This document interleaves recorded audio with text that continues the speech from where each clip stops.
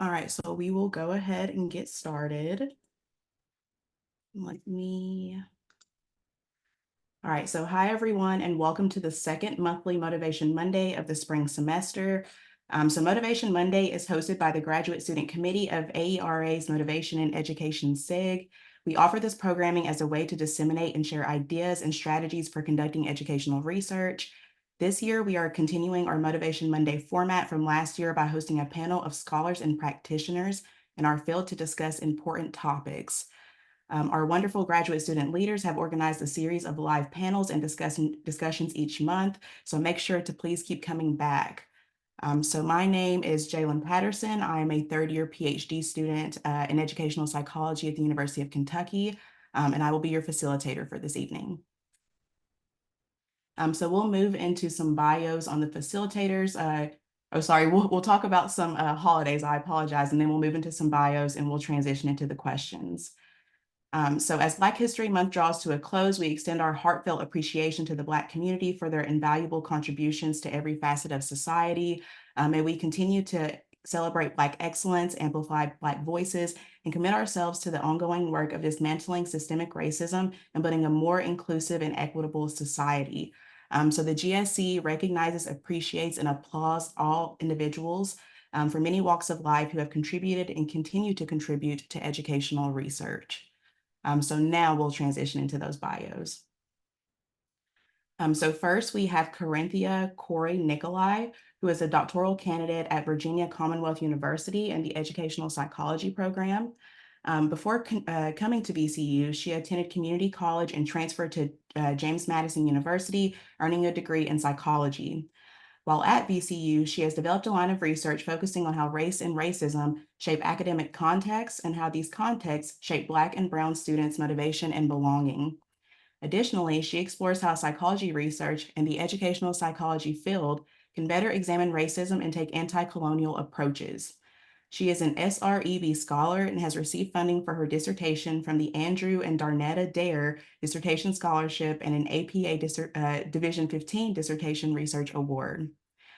She also won a Presidential Award for Community Multicultural Enrichment at VCU.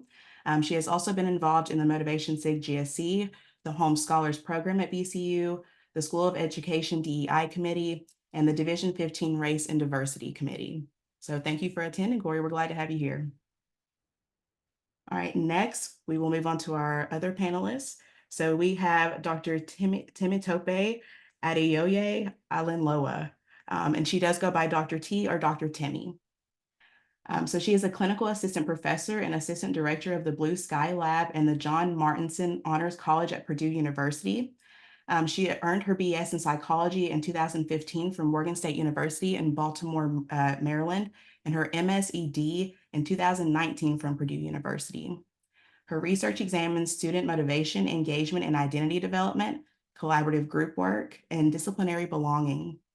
Her passion for supporting student success drives her use of motivational theories to examine academic persistence among identity of marginalized students. She also connects program evaluations through her role as the director of the Blue Sky Summer Scholars Program, the Heads Up Tutoring and Life Skills Program, and lastly, the Blue Sky Learning Advocates Program. We're happy to have you too, Dr. Alinloa. Next, we have Jamal Matthews. So Dr. Jamal Matthews is an associate professor in the educational studies and the combined program in education and psychology. He was born and raised in Harlem, New York. Dr. Matthews' research interests are grounded in his experiences as a middle school mathematics teacher in the Bronx. His research focuses on achievement motivation during adolescence and motivation in mathematics specifically. His work addresses how race, teacher pedagogy, and the socio-political context shape students' beliefs and their abilities in and value of mathematics. He also applies a critical race perspective on the psychological processes that undergird adaptive and healthy school functioning for Black American and Latinx adolescents in urban schools. We are happy to have you, Dr. Matthews. And then our last panelist, we have Dr. Alana Kennedy. She is an assistant professor of educational psychology in the College of Education at Northern Arizona University. Her research and expertise focus on designing effective learning experiences in formal and informal learning environments, as well as examining self-regulated learning strategies, particularly those used by students of color. Her most recent work centers around academic help seeking and how culture and identity impact how and when help seeking is enacted. Dr. Kennedy earned her PhD in urban education policy with an emphasis on educational psychology and an MED in learning design and technology from the University of Southern California. So we are happy to have Dr. Kennedy as well. We will have a GSC member drop some citations into the chat from our panelists. And these are some recent publications that they asked for us to share. So once again, just to break down the structure for this evening, and I apologize, I did not click through to show Dr. Kennedy's her headshot.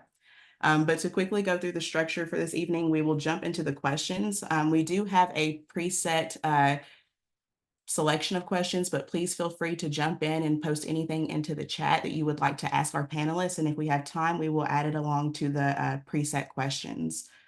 But after we are finished, we'll just quickly go through some GSC announcements, and then we will close off the meeting at 8:30. So I will now transition into the questions. So I will stop sharing. Give me 1 second just to get these questions up.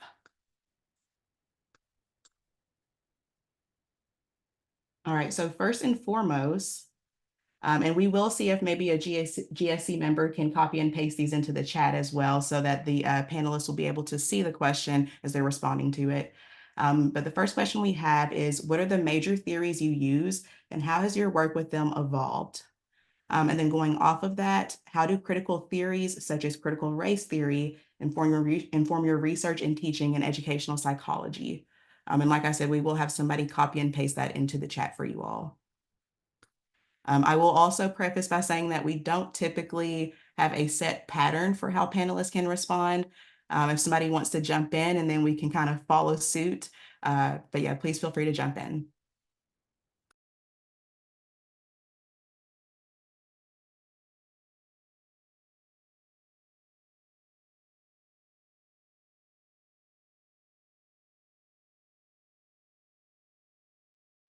I don't have all the answers, but I can jump in on the first part.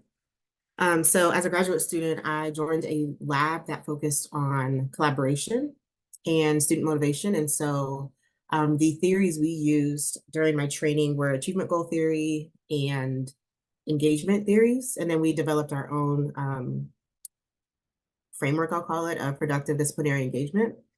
And so my program was not a critical program. And so my work with those motivational theories evolved in starting to ask questions about the things I was noticing. We did a lot of video analysis. And so I had a lot of questions, along with a lot of the other students we were training on the projects, about the context of what was going on, and not just we were looking at science, math, and engineering. And so a lot of that we needed to get some more information about what it means to be a scientist, an engineer, a mathematician, so that we could understand the engagement that we were seeing in the videos with the middle school students. But we also started asking questions about how gender is performed in middle school, as well as how race and ethnicity and language and all of these other things impact how middle school students interact with each other. And so through my doctoral journey, I started to try to adapt more critical theories. As I mentioned, my department did not necessarily take a critical approach. And so I have a very vivid memory of presenting my dissertation work at AERA, very proud of my work, had gotten great feedback from everyone at my department. And then I had some scholars who did come from a critical department ask me some very valid questions, such as if I'm looking at and centering race in my study, what critical frameworks or what race-based frameworks am I using? And most of us here probably know that a lot of our educational psychology frameworks don't consider those things as the grounding basis of how you're supposed to look at motivation and learning. And so I was stuck. Luckily, it was a friendly conversation, kind of like, come on, sis, like, we can't be out here doing work that's not grounded in the theories that the scholars before us, built the foundation on. And so it was a call in. It was a call in to not accept the training that I was getting as the highest bar that I could reach. And so since then, I've started to think about and read a lot more research by Dr. Dakir Gumby, for example, and how she's been looking at ways to reimage and center race in her research, as well as a lot of the work by Dr. Matthews and others, so I can get better versed. And so now I'm looking at combining perspectives from critical race theory as well as race reimaging work to look at expectancy value theory. That's where a lot of my work is now. And so I'm looking at how can I take marginalized knowledge and the way that knowledge is thought about in decolonial spaces, for example, and import that into how we look at, understand, and examine the expectancies that students have, especially whenever they come from backgrounds where voicing your desires for success aren't necessarily seen as a positive thing and may have very significant impacts on the way that they respond to the questions that we ask. So that's my kind of journey through how my relationship with educational psychology and our traditional theories is still evolving. I haven't figured it out yet, but that's where I'm at. And I just want to say we really appreciate the transparency and the fact that you said not only is this something that's progressing, but your program didn't provide that. I think that's something that can be very common across ed psych. At least at the University of Kentucky, I experienced the same thing where I did not have access to courses that touched on critical theories, especially within ed psych. I wanted to go next because I'm also in that same boat. Very much agree with many of the things that Dr. Temmie talked about. A lot of my work is stemming from, more traditional motivation theories, so achievement goal theory, self-determination theory, expectancy value theory. And I think for me is I have not used critical theories. I've studied them, maybe one day that's kind of like a future path. But for me, it's been really kind of figuring out what are the edges of these theories and how can we incorporate more aspects of experience, identity, culture into those theories. And I think a lot of, as we all probably know, much of the research that's in ed psych, it does and it has historically focused on white middle class students, as many theories, have developed as well. And so, part of the work that I've done through dissertation and now kind of moving in as I'm settling into a role of faculty member, a lot of my work is centered on Asian American students and thinking about how well do these theories translate? Where are the things in research that are very much aligned and aligning to prior work done on these different topics using these frameworks, and where are there wiggle room? Where's that wiggle room for improvement, and thinking about where it's falling short? So yeah, I think that's kind of the first question. Second piece, I just want to briefly touch on like the teaching part of it, because as I mentioned, I don't use CRT in my research yet, parentheses. But in terms of teaching, thinking about how to incorporate this into, even elements of like human diversity courses, development courses. And so that's where I've been kind of landing on ways to bring in the theory and talking about these are just more tools that we can add to our toolbox as we're studying these different topics, because it is a big part of how we develop, and it's an important lens to think through.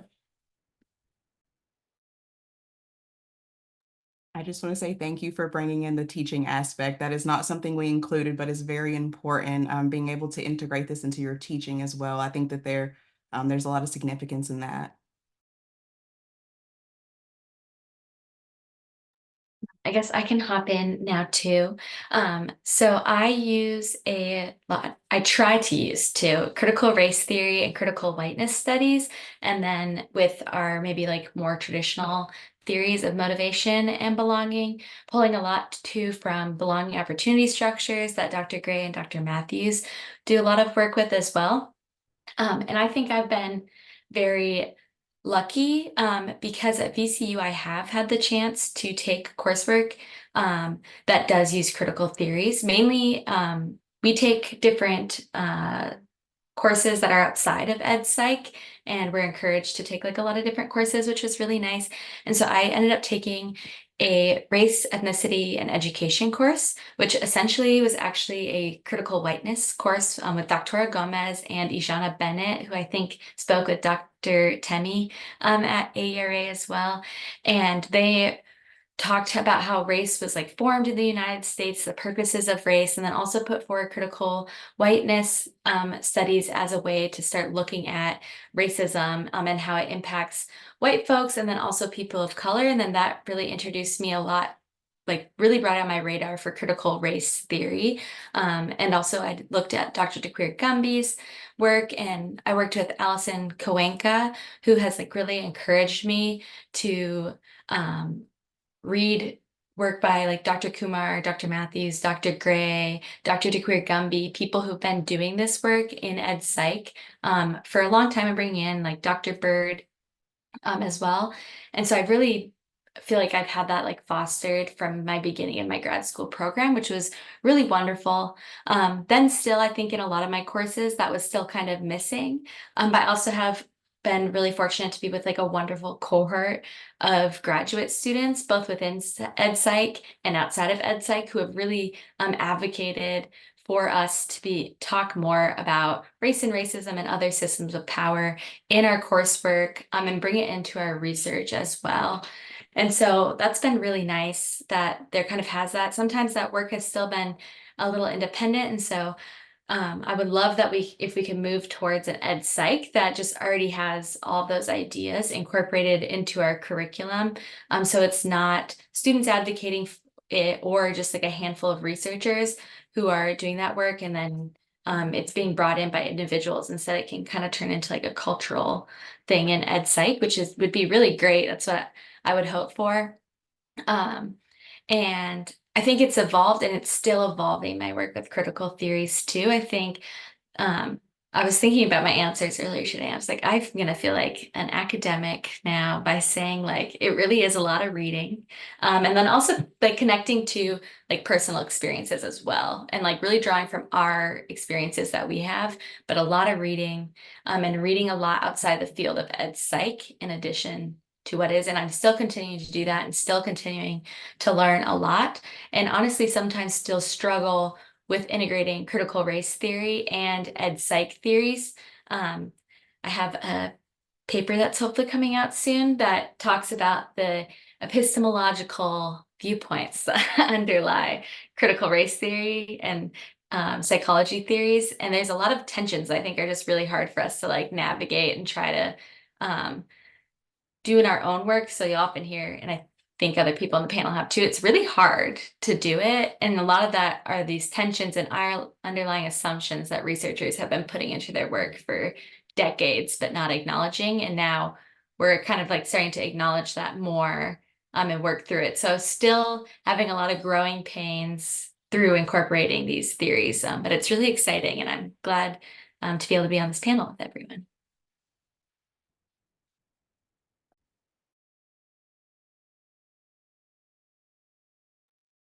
Oh, I was going to say, before we move on to Dr. Matthews, I see him waiting maybe for me to have a transition. I do want to highlight just one thing that Corey brought up.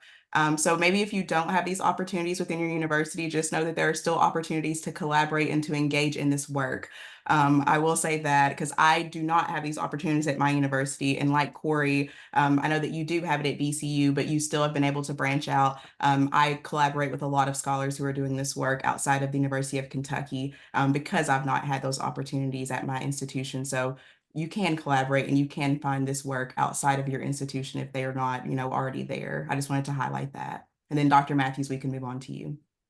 No, it's a really important point. I appreciate you, Jaylene, for bringing that up. Um, my experience aligns a lot with what Dr. T and Dr. Kennedy mentioned around being in a traditional, ed psych program that didn't really censor a lot of criticality. My mentor or my advisor, studied racial identity. So there was an insertion of race into the type of work that we were doing, but not always from a critical perspective.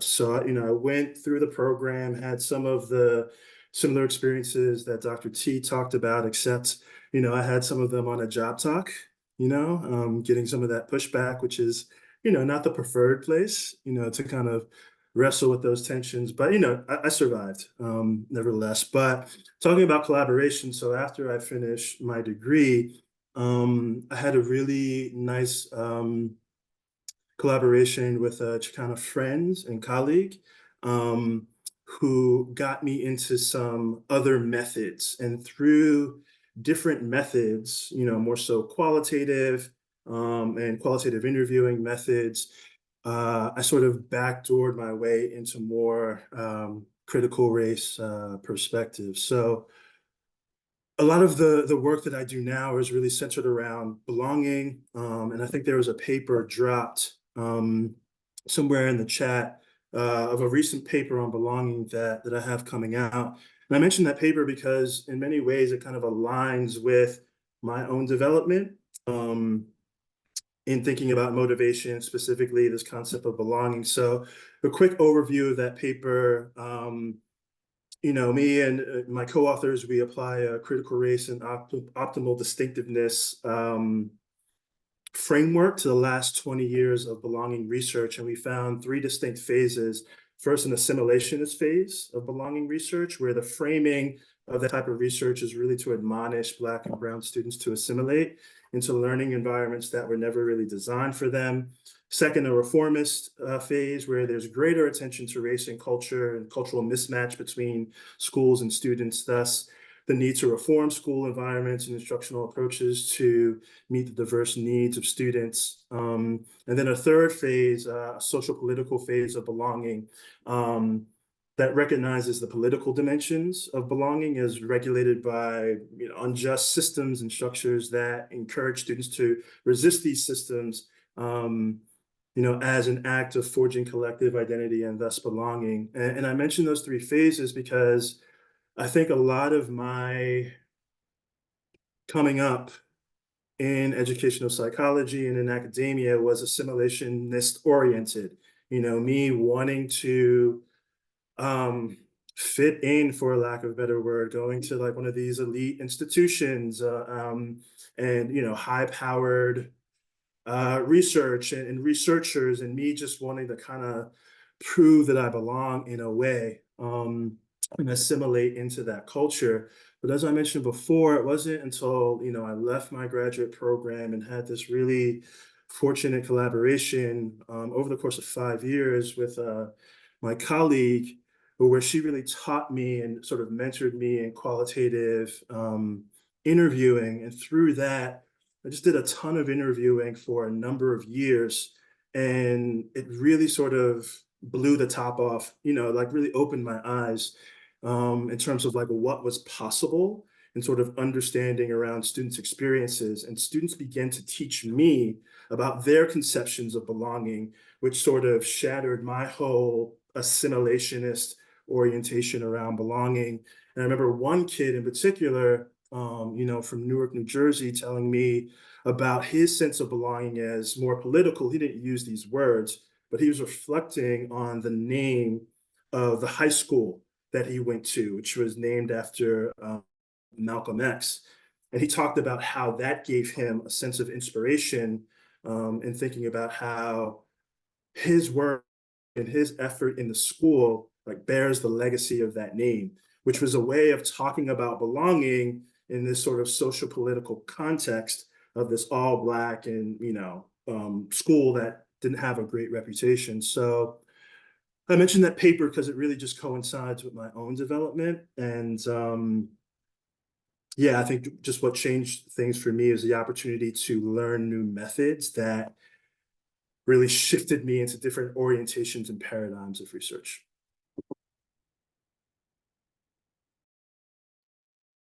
Thank you all so much. I do want to highlight just something that I picked up on, and I think maybe Corey and Dr. Matthews were getting at this, that sometimes it's not just like an academic journey, it can be a personal journey, especially if, aspects of your identity are intertwined in these critical theories. And I think that's very important to kind of raise that as well and to talk about that. And Dr. Matthews, this is a perfect transition into our next question, which is actually looking at research projects. So can you all share any examples of research projects that have successfully applied multicultural and critical lenses, and what were the key outcomes or any insights that you gained from these projects? And we can start with whoever would like to go first. And we will also have someone drop that in the chat as well.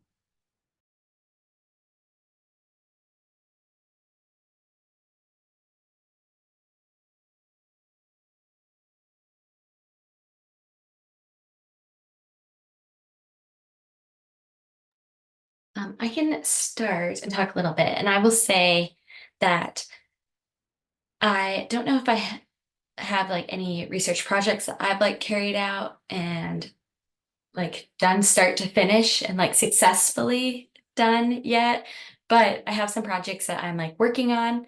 Um, and so with my dissertation research, I am using critical race theory and then PVEST, which I won't attempt to say the full name of that right now. Took a lot of practice to do it in person, and it's too much for me. But I think I think what I've learned is also like process oriented and the process of combining the two. So like I mentioned, like the different tensions, I've experienced a lot of tensions between applying those two, and kind of just for like myself, getting more comfortable sitting in those tensions and like being okay with the tensions and learning. I think um what I've learned a lot from like critical race theory and other critical theories too is that there's not necessarily going to be a right answer. You just have to find the answer that's you are the most willing to back up and be accountable for and really think about, where other theories it might not quite be that way. Kind of makes me think of when people say like they like math because there's only one right answer, even though you can like probably argue that. Um, and so that's something that I think just like personally as a researcher, I've really been working on growing and developing through my research projects that I'm doing. I will also say too that I am just now getting to analyzing my data and am very nervous about making sure I'm applying critical race theory as a lens when I'm analyzing the data. A lot of the time, what I kind of see, especially in our field, is that people will have very strong introductions that you can tell come from like a critical perspective. The methods, it's kind of there. The analysis, it kind of disappears. And then findings, it's gone. And in discussion, it's like back in there again. So I'm very nervous about doing that. So I haven't successfully done that yet. But kind of thinking about that and making sure that I am doing that. One thing that's helping is going back to other people's work who's similar and kind of like looking at what they did. So I draw a lot from like Dr. Morton's work. He uses PVEST as well, and critical theories. And so that can be really helpful, I think, for people that are first kind of getting started, is find someone whose work you look up to and kind of see like what they were doing in the manuscript, even reaching out to people as well and like asking questions can be really helpful. So I haven't successfully done that. Will hopefully do that in like the next 2 weeks. So maybe you can follow up with me then. But I think just always bringing things back to systems of power and context rather than the individual is another way to do that in your analysis. And that's something that I'm striving to do. I've done some like systematic literature reviews or other literature reviews where I think that applying a critical lens is maybe a little bit easier, whether that's with like how we can move forward in research, even if I'm not quite successfully completing that, or just pulling from other people who have done really great work and then being able to kind of look at what they've done and just keep learning from what other people have done. I think those are mostly the key outcomes. It's really been process oriented for me, and thinking about different ways to do research. And I think it's totally fine that it's been process oriented. Some of us especially have not, like you said, had the opportunity to dive into these things, especially to lead these things, and that's totally fine. I also want to highlight just one other thing that you had brought up regarding the fact that this can be challenging. Like it can be very new to some people, especially I will bring in just my experience. I come from a very quant oriented background. I know that can be like, that would be difficult for me to actually have to integrate the theory into the analysis. And that's something that's important whenever you're bringing in these theories, is to do it in a very genuine, overt way. So thank you, Corey, for bringing that up. I can jump in quickly because my example is actually from Dr. Matthews, and I refuse to try to describe the impact of that study because you're here and I could get it wrong. But instead of saying the impact, like the outcomes of the study, I will instead reflect on why I identified this article by Gray, Hope, and Matthews that I just put in the chat. At the time, I was working on my revising my master's thesis and designing my dissertation. And my committee was questioning whether belongingness was an educational psychology theory. Like, could I defend a dissertation on belongingness? And not in a way to try and like actually question me, but we were really just thinking about it. And so when this piece came out, I was like, hey, look, these educational psychologists are studying belonging. And they're like, okay, good.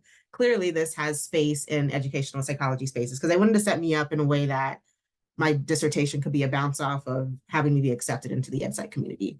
And so that was part of it. But the reason why I really wanted to highlight this paper is because like the critical part is in the name. I mean, they're looking at structures. And that was one of the first papers that I had read that was truly examining the structures and doing just what Corey was saying, was looking at the explanations of why, in this case, Black students do and don't belong in specific spaces, and not blaming the student. So not going that assimilation route.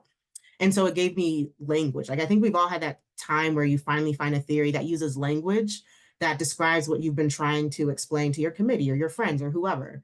And so that piece was just so timely for me, because I was trying to, you know, take a slight step out of the assimilation phase and saying that I wanted to look at belongingness. And then it also was helping me have the words to explain why I didn't want to look at the deficits of Black students or students of color. And so now I could say, because there are all these structures, these opportunity structures that are being missed and not provided in the environments. And so if you are new to critical research, I think this is a really accessible piece that can give you some language. And so that's the reason why I wanted to share it, but I am not going to summarize the article because we got the writer here. So if you all have questions, please direct them to Dr. Matthews and not me. Thank you.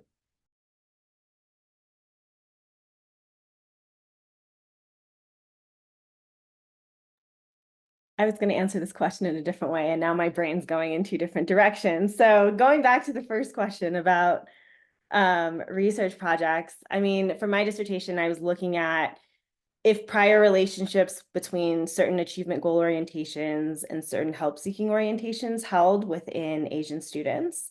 And so, you know, it was very, you know, quant heavy, panel design, path analysis type of analysis. And then thinking about how I was kind of interpreting, I think, and doing my, you know, figuring out what my key findings were, I just felt like there were so many loose ends that weren't accounted for. And so at first, you know, that was very frustrating, because I was like, I'm finding these certain quantitative relationships, but there's a lot of other things that I'm having these ideas about that's not captured by theory. And I'm thinking about, you know, maybe that's the start of a new project, right? Like everything doesn't have to fit, and that's okay. I also started really kind of taking a step back, because I think when I first started being really interested in my topic, there's no literature on help seeking for Asian students at all in an academic sense. And so I kind of also had to backtrack a little bit to thinking about like, where was my starting point? I was looking at counseling work and like other bodies of work and trying to adapt that. And so I guess just thinking about how we're applying theories, especially when it's about groups that are not typically studied or not the focus of certain bodies of literature, yeah, there's just going to be a lot of gaps. And I think being okay with that is a big part of the process. But again, thinking about what are the findings, what is coming out of these different analyses that we're running that is aligned to what we might expect or what has already been written about. But then just kind of being okay with those kind of new things that are emerging and figuring out, that could be an exciting next step and next direction, and kind of like settling into that discomfort, rather than, for me, at least at first, I was kind of like, oh my gosh, none of these align. Like, what am I going to say? So yeah, I think just kind of acknowledging also like where the field is at too. I just want to quickly bring in the point. You all had brought this up earlier and I forgot to address it, but also being comfortable bringing in other fields. I heard counseling. I've heard maybe sociological theories, anthropological. So being comfortable bringing in these other areas and these other fields who maybe do have more work in critical theories in regards to your context. And this was personally hard for me. So I just wanted to emphasize that, like being comfortable going into these other areas of literature.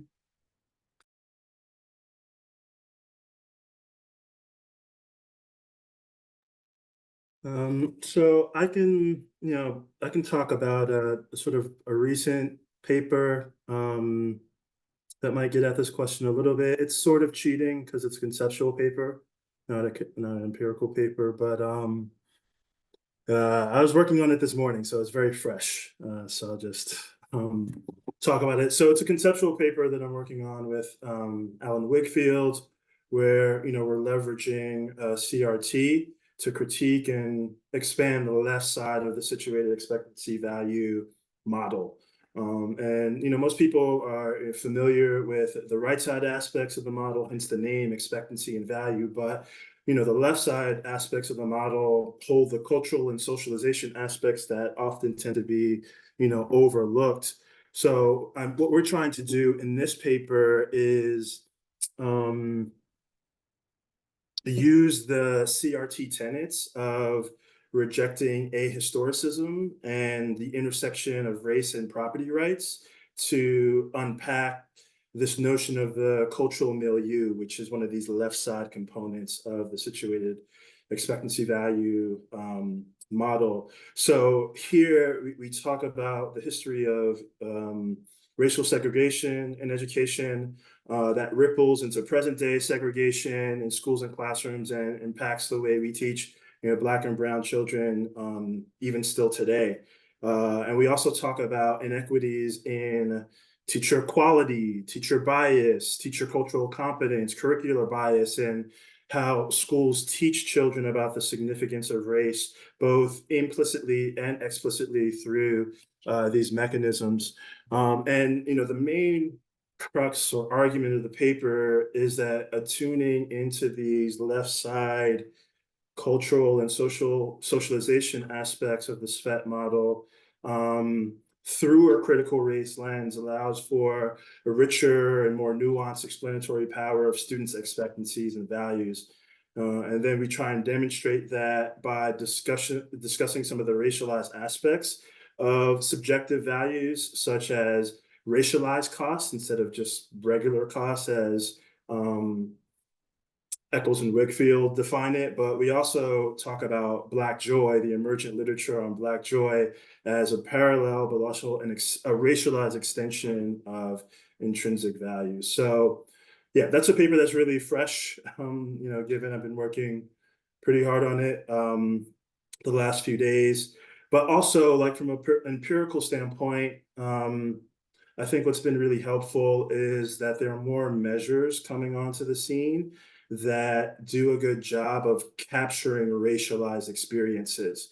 So similar to what Corey was saying, you can start off really hot in your paper with these, critical and racialized perspectives and angles, but by the time you get to your methods, if there isn't, a body of measures or really thoughtful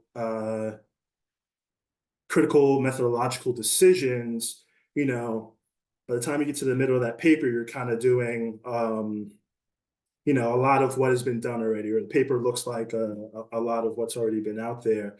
But I've been leaning really heavily on Christy Bird's measures. She's at North Carolina State, and she's come out with a series of measures that look at cultural socialization in the classroom, critical consciousness instruction in the classroom, stereotyping in the classroom, color blindness in schools, et cetera, et cetera. So more than just using race as a dichotomous, or a categorical variable, a lot of her stuff really captures racialized experiences in I would say a rich way for quantitative measures that I've been leaning on heavily, in my empirical work. Thank you, Dr. Matthews. I love the Dr. Bird plug. I work very closely with her, so she'll love having her name plugged in this. I will also add that I really appreciate you all being very transparent in all of this. Also, Dr. Matthews, whenever this paper is finally out, the one that you were discussing, I would love to know. Seems like a very intriguing paper, definitely at my wheelhouse. But moving on, and this is actually something we've touched on through critical race being more maybe prominent or prevalent in other fields. So do any opportunities exist for interdisciplinary collaboration to advance or empower marginalized groups? Or what opportunities exist for this? And we'll have somebody put that in the chat. I'll hop in because this feels like an easy answer for me. And I'd say there like has to be interdisciplinary. Collaboration, I think, is like best. I think it's really wonderful to be able to work with other people who like and learn from them. And if it's not collaboration, then there has to be reading outside the field for this work to get done, just because of a lot of the roots of our field. I mean, they are like eugenicist, and so we have to kind of like interrogate what we're doing. There's lots of scholars of color who have done a lot of work, however, in ed psych. That we can still draw from. However, often you'll see that they are also pulling from different fields, or have been pushed out of educational psychology because whatever they did was not educational psychology or even psychology broadly. So I think as a field, we've kind of made ourselves into this place where you have to go outside of the field to do this type of work. And just really learning from other people. I also think it's more, there can be a pressure to do things by ourselves, and academia has done that. I mean, you can see there, I don't know if it's as common now, but I mean, there have been reward structures for people to publish solely by themselves or do a lot of work by ourselves. I mean, our dissertations are supposed to be us doing it by ourselves, even though we're getting lots of feedback from people and you can do it in community. So there's a lot, I think, in academia that makes us feel like we have to do things by ourselves. We need to be the people that like get sole credit for things, which you can take that back to like property rights and the whole idea of property, which like goes into whiteness and white supremacy. So you can think about like how that kind of connects as well.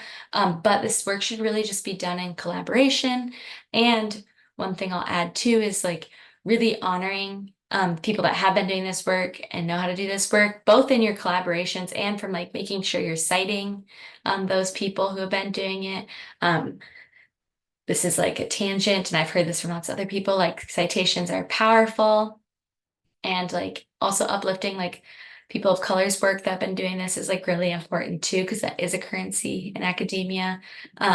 So definitely would say like you have to collaborate interdisciplinary. And I think people are really like excited about it, like also recognizing our own strengths that we bring in ed psych and as researchers ourselves, I think can be really helpful to others as well. And I just think transdisciplinary and interdisciplinary work is very strong and new and like brings new ideas and can be really exciting. It's difficult at times because I feel like we all have different training. I mean, even if everyone was trained in ed psych, it'd still be difficult, I think. But it can just be a little bit, and that's a good thing for us to then interrogate our own priorities and like what we're doing with the work as well. So definitely not ignoring the structures that are set up to push us to want to do individual work or like only draw from ed psych. I mean, people already talked about it tonight where Dr. Temmie's talking about, well, could this be ed psych? So not ignoring that, but that we have to kind of like push against that and really work to be collaborative. And I think, Jalen, you brought up this point too, is like we can do this in collaboration if it's from different institutions, different fields, and just finding people that like care about what we care about, and we can work together. I think there's probably a different Motivation Monday about working collaboratively. So you can go on the YouTube channel and look that up too and see advice for working in collaboration with people. I love that. You took the words out of my mouth. So instead of reiterating, I'll just say ditto. And I also want to acknowledge how hard it is to make that transition from the independent work you're supposed to do as a doctoral student to the reality of how collaborative life is supposed to be once you're a faculty member. Or, I mean, I guess you may not end up in faculty like me. I'm in a clinical role where I'm mostly doing admin work, but it's now that I'm on the other side of it, I realize how impossible it is to have not fast, but like I don't know, when I say fast, I mean that I'm oftentimes excited about the things that I find. And so to get it out into the public fast enough so everyone else can be excited too, it's just impossible to do on your own, as well as all of the other responsibilities that you have in your job. And so I think the collaboration is necessary, because what we need to remember is that sometimes you need to be in a space where you can just do the thing that you've trained for 4 to minimum years to do, right? And so you don't have to be the CRT scholar on the team if you would know someone else who already has trained for however many years to do that thing. You can instead be the one who's providing the methodological design because you have trained long and hard in that, or the ed psych theory background. And like, I think that's why collaboration is so important, because you get to bring experts of many things together rather than having to rely on yourself to be the expert of everything. And so from my perspective, interdisciplinarity, transdisciplinarity, collaboration is necessary to move the field of ed psych from theorizing and conceptualizing what we could be to becoming a space where we have enough within our own field to cite and draw on and build up on, that we don't have to continue indefinitely borrowing from other groups who have just accepted the call much sooner than we have. And so that's how I see us moving forward. And so similar to what Corey was saying, yes, it's about citing, but it's also about making intentional decisions of how you are going to collaborate and elevate other voices, how you are going to move from being the student learner to the producer of knowledge, and holding yourself accountable to the critical and multicultural perspectives that you want other people to come behind you and take up. And that's the hard part, because if you are in a program or in a discipline or in a university that doesn't value and prioritize that, it's very easy to go back into the assimilationist nature you may have had when you were a first year student. And so I say all that to say, for the students here, like, start building up this habit of collaborative research as you're a grad student. That way it's just second nature to you whenever you go into your next position, rather than having to relearn that when you're no longer in a stage where it's seen as expected for you to still be learning how to collaborate on grants and do things like that. So that would be my advice. Even if you're not in a collaborative lab, do it anyway, because the rest of the world expects you to know how to do that once you get a job.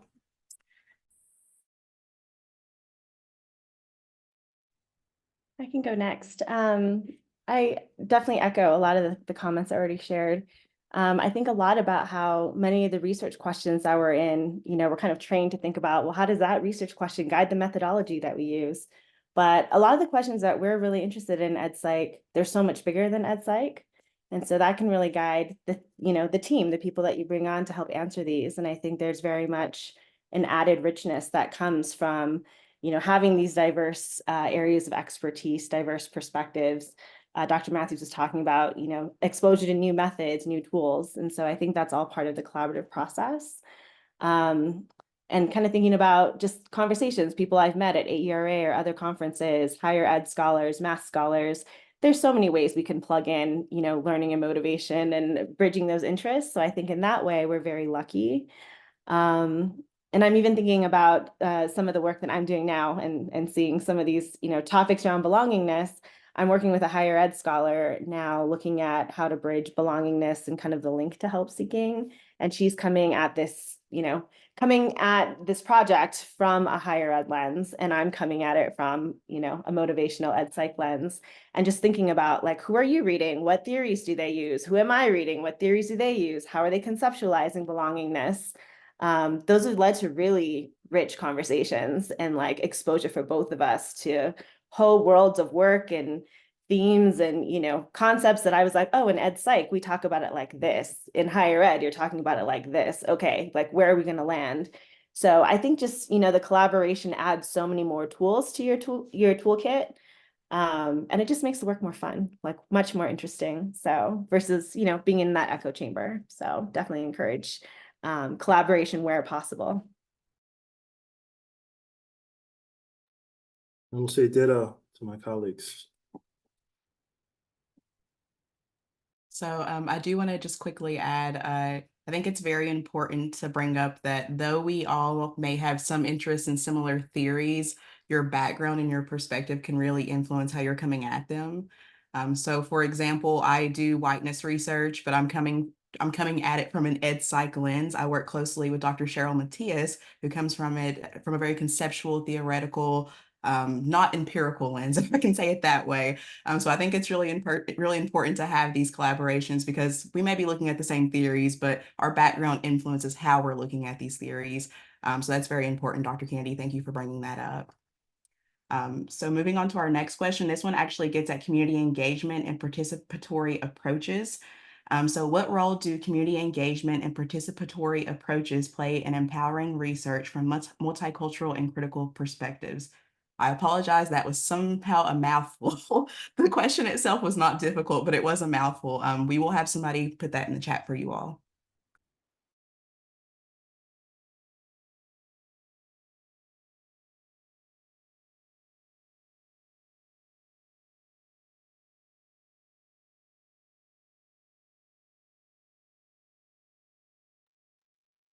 When I saw this question, the first thing that came to mind was like, especially when it comes to community and participatory research, is that we forget sometimes that as scholars, this is not where the world is. Like our participants are not in their middle school science class thinking, is this supporting my critical conscience? And so I think the reason why doing the work with participants and having them be part of the research design, if possible, helps to ground you in how to get the data you need, because they'll give you examples of the types of questions you should ask. So the times that you're spending, and I'm assuming this is how we all are engaging in this type of work. If you're doing participatory or community engaged work, it's not a one and done. You don't just go and collect your data and leave. You're spending a lot of time there.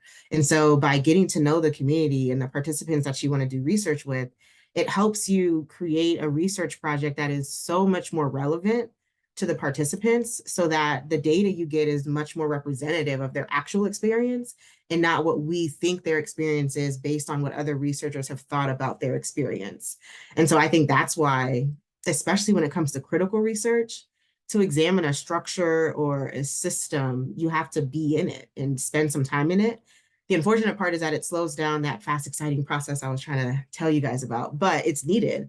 And so that's where I'm at right now is I'm doing a lot of, learning about how to, and now starting to engage in like community engaged and hopefully eventually evolving into some participatory youth research, because just recognizing that I did a lot of service in my grad program. And so recognizing that that was also research training in a way, spending that much time in the community that I'm doing research in now, helped me realize that even kids, like they know a lot more about how we should be asking questions and engaging them in research than we as researchers think we do, no matter how many child development trainings that we do.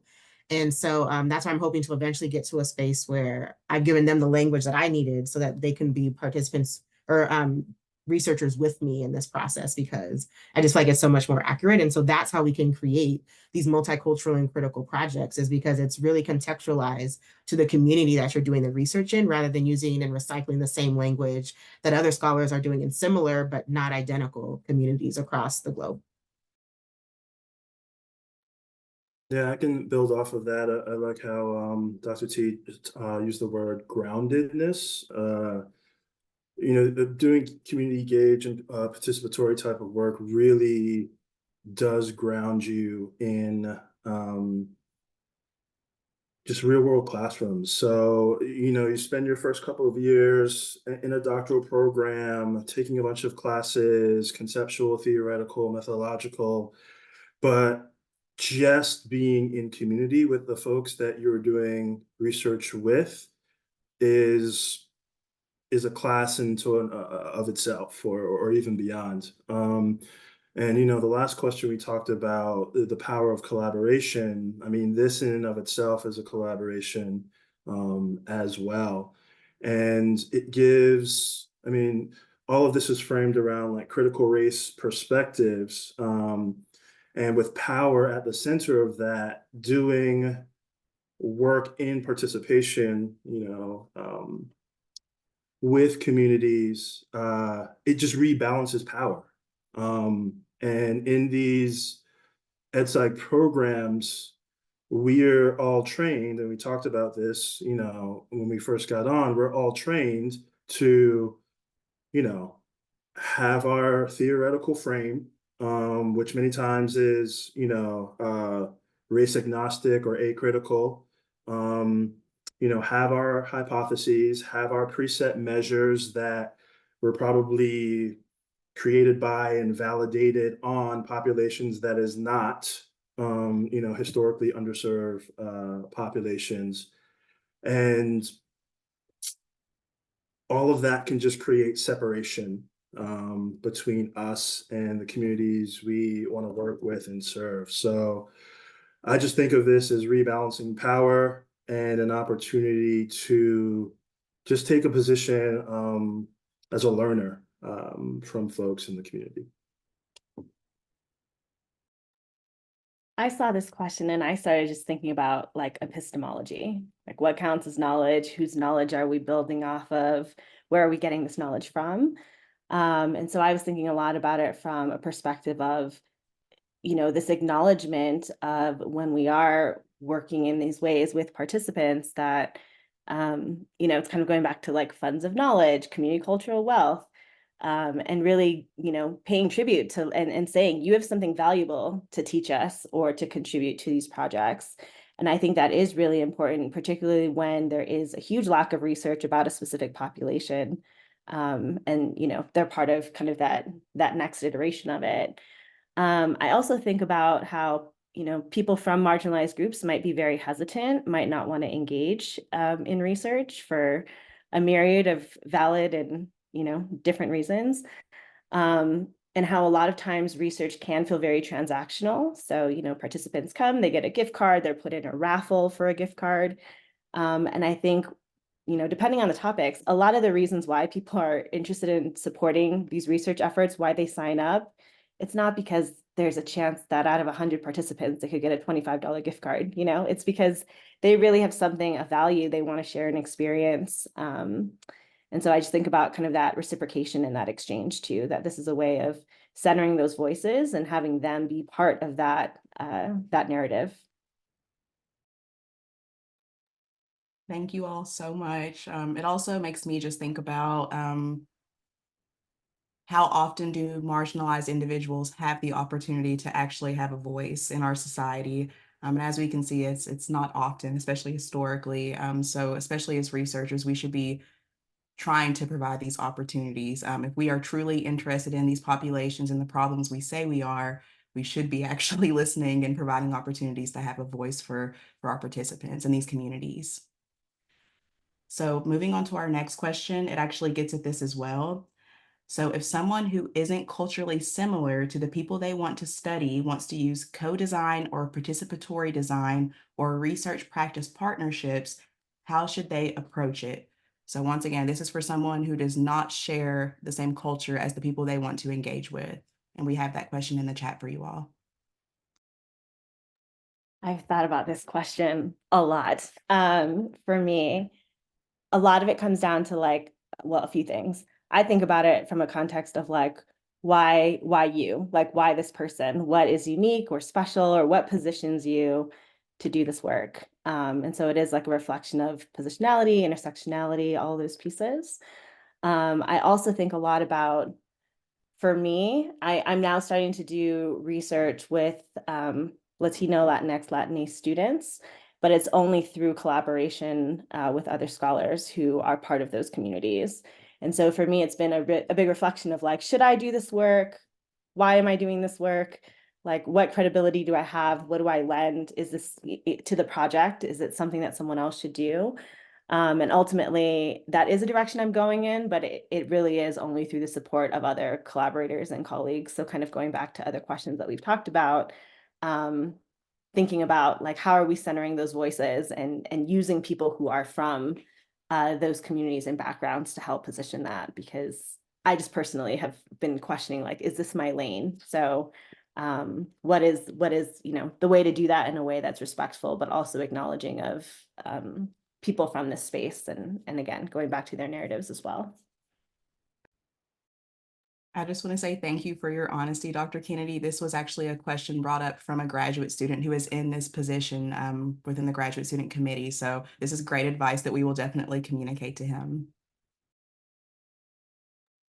I can follow up with that too, because I'll point out something that's in critical whiteness studies, which is called ontological expansiveness, which is this idea that it's mainly around like whiteness and then like white people, where there's this feeling that like any space can be like open to you and like every space should be open to you.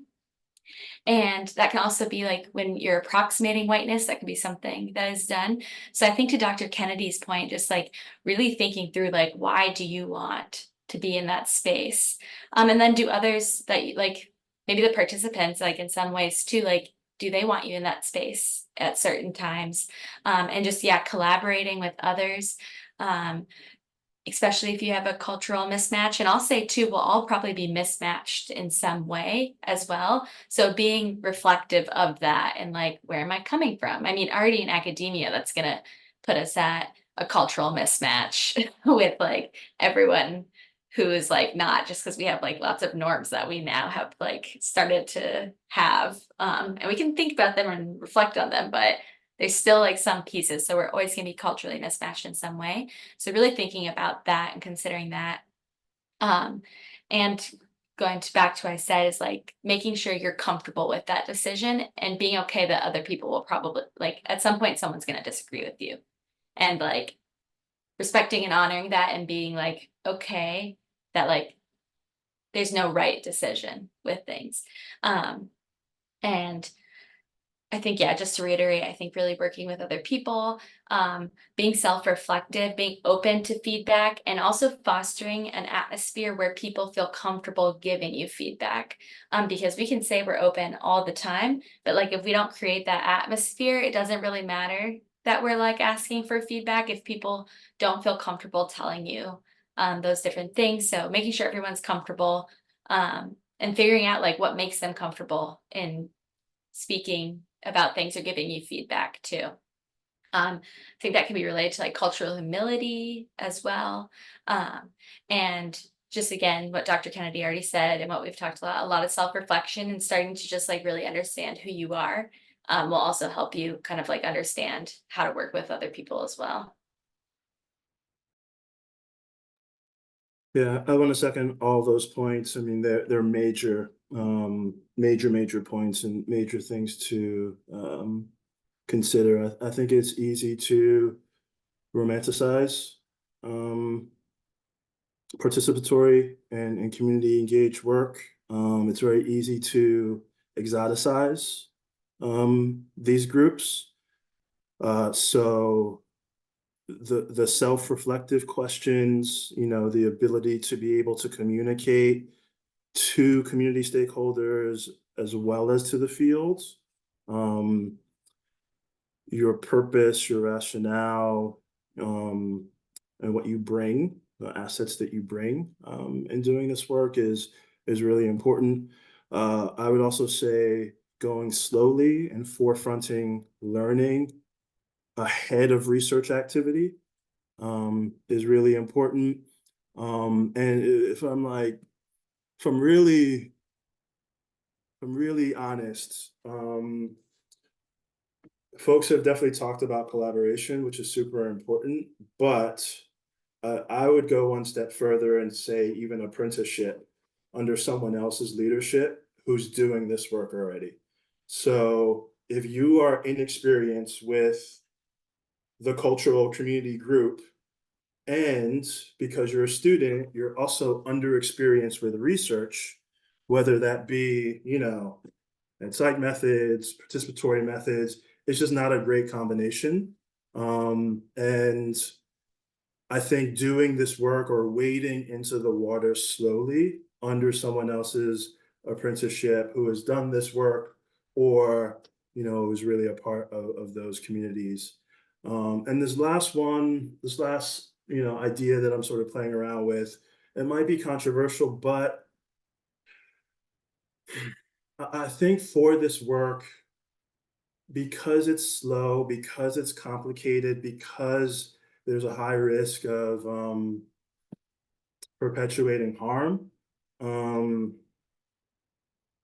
if possible, not trying to align this type of work with the benchmarks of academia, meaning to get a grant, you know, to publish, to get that promotion, maybe even your dissertation work, because usually there's a point where the goals of trying to advance in academia don't always align well with doing this work in an authentic way.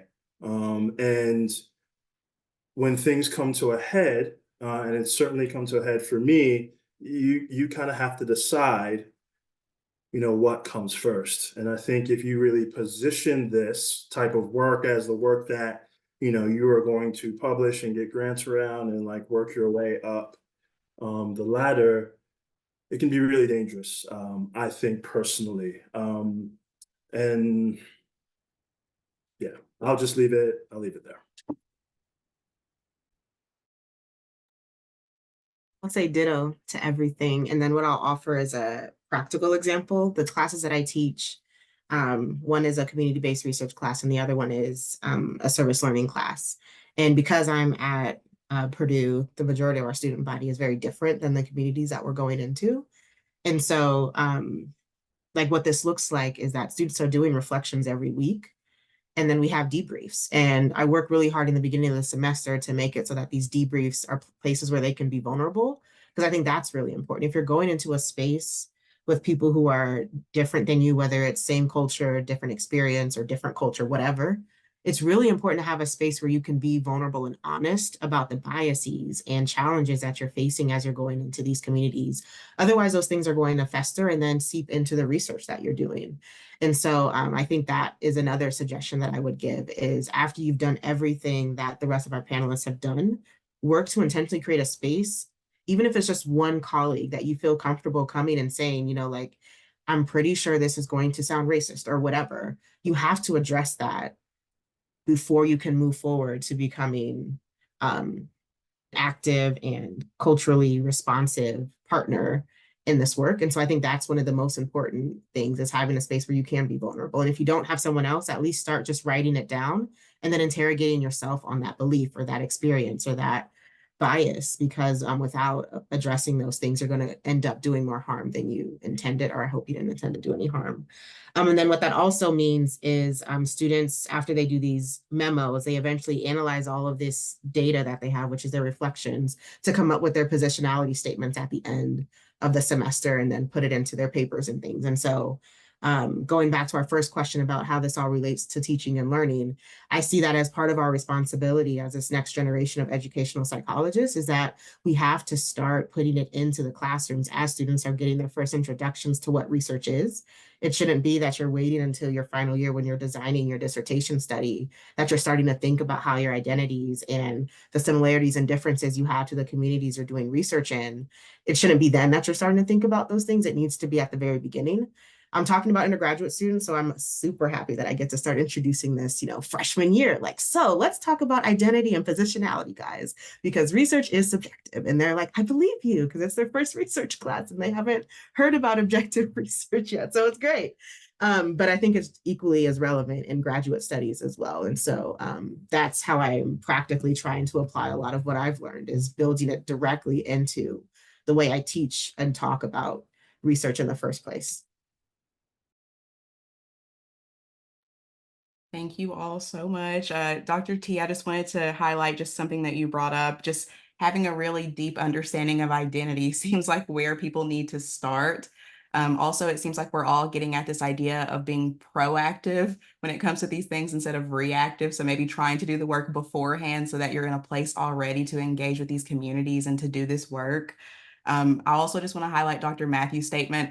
The end of what you were getting at, that could be a whole Motivation Monday. I would love to lead on how, being genuine in critical work can be very difficult because of the amount of avenues you have to take where maybe you do veer off of your actual goal with the work that you intended to do. But no, I think that's really important too, is to say, what avenues can I take that will allow me to be genuine and to actually do the work that I want to do the way I want to do it. And sometimes that's not doing an NSF grant or not doing IES or, something really large like that, that does offer that large amount of funding. So I just wanted to highlight that as well. So moving into our questions that will integrate kind of this idea of motivation, ed psych, and critical theories. You all have touched on this, but if you could maybe elaborate a little bit more. How do critical theories inform your understanding of motivation and educational psychology? And then we'll go ahead and add this question along with that. So how can educators or practitioners, researchers apply critical theories of race to address motivational disparities among students from marginalized racial or ethnic backgrounds? And once again, those are in the chat. So please feel free to address one of them, both of them, however you see fit.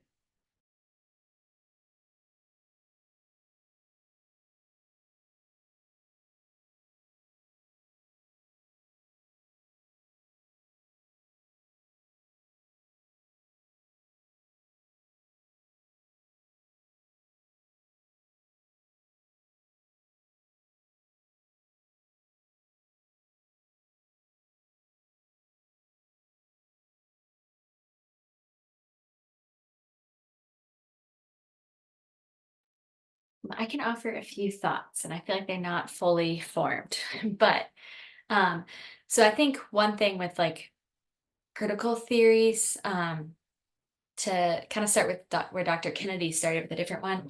I think thinking about our epistemological like viewpoints, and that has really impacted how my understanding of motivation and educational psychology, and kind of really like thinking about with these different theories, like where are what are these underlying assumptions that researchers were using when they're developing motivation theory, and kind of just like thinking about that and questioning things. And that can go in like research methods as well. One thing that I already said, but I'll reiterate again, is I think when I study motivation, I always try to bring it back to like context, and then also strive to bring it back to like systems of power and how that impacts context as well. I think a lot of our motivational theories acknowledge the importance of context. However, I think there's varying levels of how researchers have maybe even thought about context, even though the model says. So I'm excited for the article that Dr. Matthews was talking about, and how with situated expectancy value theory, and like how we can connect that with CRT. So I think even though we talk about context a lot of times, again, it's like kind of gone in our research, and we focus on the individual student, and how we study and do motivation research is back on that individual student. I think there are some things that we can like help as individuals, but so much of our body of research is focused on the individual, that it's kind of unbalanced in that way. Or thinking about research where we strive to like change individuals' perceptions of things is like interesting to me as well. And then I think like applying in our teaching, something that like I try to do is talk about this stuff when I'm teaching as well. So talking about the problems with like ed psych or human development when I'm teaching those courses. I think that can be like uncomfortable for all students, and I name that when I start teaching as well. And I don't think this is exactly what this question's asking, but we're already on this road. And so like naming that this is uncomfortable and can cause discomfort, and then like again naming like that's okay. And I think it is like helpful because we're talking about these things, and I have students do reflections too, where like I think like students of color also like appreciate that lens. I feel like there's been times in my courses too where I was like, and then people are scared that like talking about like race and racism is going to make things worse. However, like what Dr. Temi was talking about in her examples, like where students have the space to talk about that, we can like really continue to grow. So providing that space, being careful so it's not on students of color in the classroom to like do the heavy lifting with that. And as an instructor, you should be prepared for those conversations. And then I think as like an educator, to applying critical theories for like motivation. I was just trying to write about this or giving feedback about it. But as an instructor, being very critical about like policies or your expectations for students and like what motivation even looks like, what you're expecting, like why you're expecting that. Dr. Milner and in a 2007 article, and then also in the systematic literature review, that not systematic literature review, just the literature review that was put in the chat that I did. There's like different questions as an instructor you can like ask yourself to really kind of think about where you're coming from, how you yourself like interact with students, how your students interact with you, and how your identities and perceptions like impact both of you. So I think just being really aware of that, and then being culturally responsive as well, and like making sure that you're thinking about what your students are like actually interested in and providing the space for them to tell you that, so that you can incorporate it instead of making assumptions about what your students are interested in. I think that's something we get intimidated as instructors is, well, like, I don't know what my students are into. How am I supposed to? It's like, just let them tell you.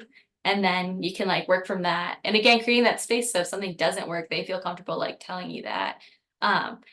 Been reading it too. One of Dr. Matthews' papers and Dr. Gray too talk about like the safety to be wrong. And in my dissertation, that's come up as being like really important. So like fostering that in your classrooms, it's okay to be wrong. I think can really help with like motivation and belonging as well. But I'm definitely starting to ramble. So I'm gonna mute. No, there were so many good nuggets, Corey. We appreciate the ramble. So does anyone else have anything to add for this specific question? If not, we can move on, but I do want to provide the opportunity if somebody does have something to add. I'll just jump. Oh, go ahead.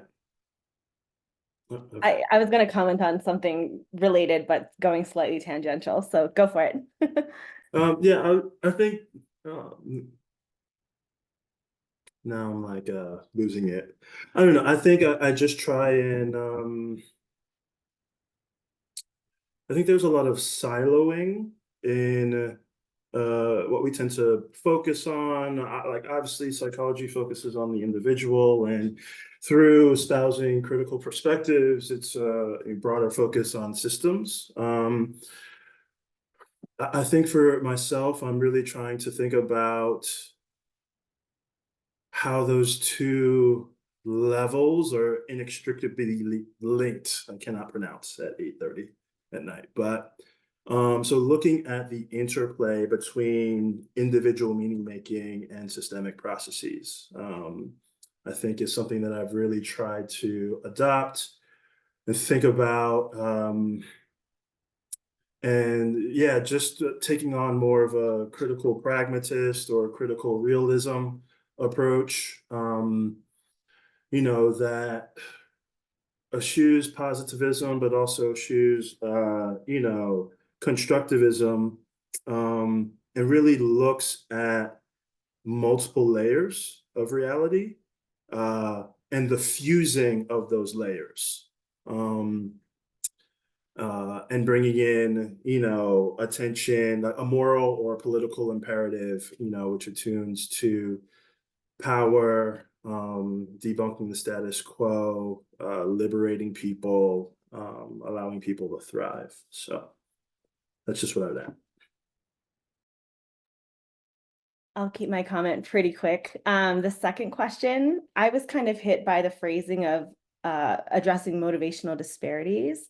So just being careful about how we word that. Does that mean we're thinking about students then from a deficit perspective? Or are we saying, there are these motivational differences? So just thinking about even just how we're thinking of these questions is kind of, positioning us of a lens that we're going in with and kind of getting back to some of the points made about expectations and things along those lines. So I think it's also about, is it that they're not motivated, or is there something about the context that makes them not want to be motivated? And so kind of going back to Dr. Matthews talking about structures and systems, I was talking in class today about stereotype threat activation, right? Which plays very well into this. And so just thinking about, yeah, even just kind of the questions that we're asking, like what are we really asking, and sort of what are we going in with in terms of assumptions or expectations. And I think this is a very important point too, because I'm someone who does research in whiteness, and I actually wrote the question, and even I didn't realize that I was exhibiting this deficit-based language, and that's something that I harp on all the time. So it's a very important point to be very conscientious of how we're asking questions and why we're asking these types of questions as well. So thank you, Dr. Kennedy. We do have maybe time for one or two questions, so I will move on to one that focuses on challenges. And I know, Dr. Matthews, you've touched on this a little bit. So what challenges do researchers face when incorporating multicultural and critical perspectives into their work? And how can these challenges be addressed?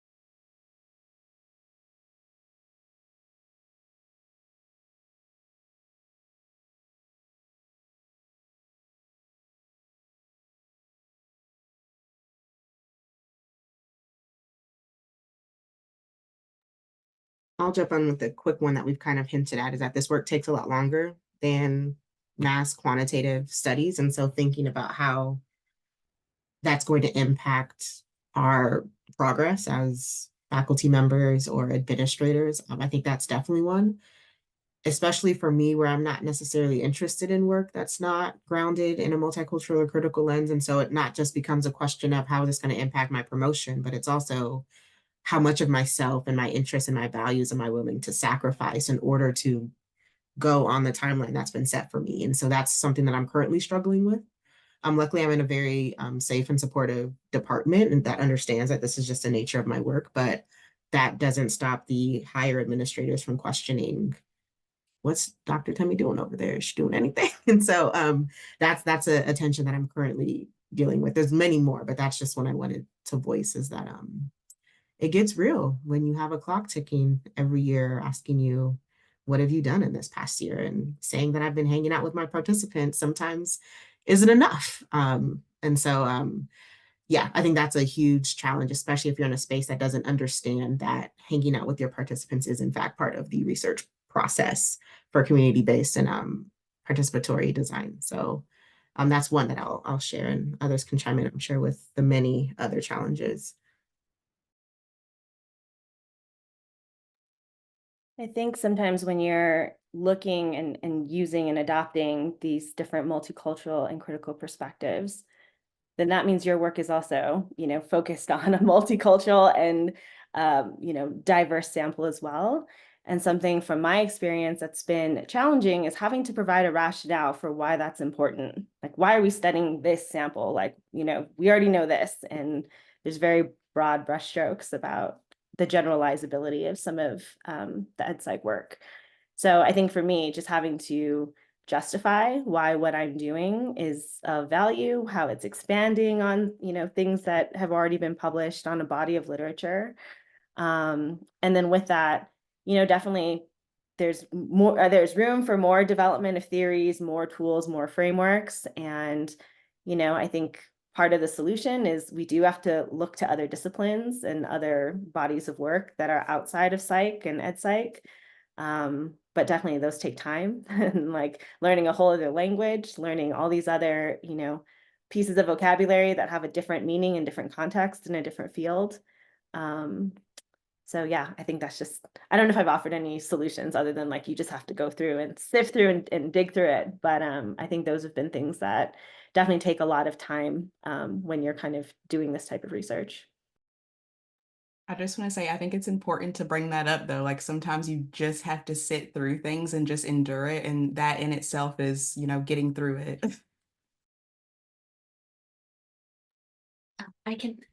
I'll add a few more, and I think a lot of this is stuff that we've already talked about too. And one thing I heard to what Dr. Kennedy's point with like justifying things too is like kind of writing that into other manuscripts, and then you can like start citing yourself for reasons why this needs to be studied in that way. It's like citations are power. People like listen to them. So it's like however to start using things. I haven't gotten to that point, but one day. But I think some other challenges that like Dr. Matthews mentioned, and then I've kind of mentioned too, is like trying to connect something that's so high level, like socio-historical, to like the individual level is very challenging, I've found. And like goes back to those tensions of like, how do you do that? And I think again, what we've all kind of mentioned, and then Dr. Matthews too, with the specific wording, like the apprenticeship is like finding someone else who's done that and really like learning from them. I think is really helpful with those challenges and just kind of taking it slowly, and learning to do that, and then just being open to like continually learning. And then I think the challenge of kind of like what we are supposed to do in academia, and the timeline, like Dr. Temi mentioned too, I think is something that like I kind of think about as well, and I haven't gotten to that stage yet. But yeah, hopefully finding like advocates for it and people that like recognize the importance of the work. I've also been told though that like people leave universities and departments, so like might not always be there, so don't maybe base it off of everything. But like finding people that like value that work and being able to work with them. I also think the nice thing then with collaboration too is that you can get like people are leading different things, so things kind of can keep going out, if you have like that type of collaboration, and working with other people. It's like you can kind of like have still had a slow long process but have things different coming out at different times, or like figuring out different ways to like share that work, but just kind of maybe working hard to like not fall into the like trap of academia. I think another challenge, I'll say specifically, I noticed this, with incorporating multicultural and critical perspectives, I'm sure for anyone. And then I also think like particularly as someone who's like marginalized in those systems, is it can be like extremely heavy work. I know there's one week where I was just writing about racism, talking about eugenicism and how like seeped into it is with everything. And I was like, oh my gosh. I was like, I'm really tired. I was like, this is a lot. And just like, I think I had like 3 papers that were all writing about that. We're having meetings that were like talking about it. And it's like, this is really heavy. And so I'm not the best at this, but self-care, I think therapy is good. Finding people to talk to and make sure you're like taking care of yourself, because it gets really heavy to study these things. And it's important, but like you don't have to be like a martyr. And I've definitely heard other people say that that's not me, but like you don't have to do that. So like take care of yourself, because it's tough at times. Even if it's rewarding and what you want to do, it's okay for it to be like hard at the same time.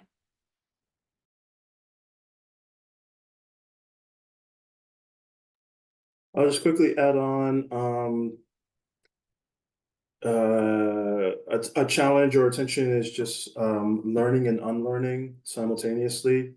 And you're always doing that. I mean, there's so much to learn in academia, at every level you go to. You have to learn a bunch more new things, your years in grad school, at the assistant level, at the associate level, when you change institutions, et cetera, et cetera. So there's so much learning all the time, reading across diverse literatures, but unlearning simultaneously. And even, Jaylene, you talked about that with your question, right? And that is difficult. It's challenging. It means you make a bunch of mistakes all the time, sometimes publicly, and that can be just a lot to manage. So. All right, thank you all so much. I do not think that we had any audience questions, so we will transition to our closing.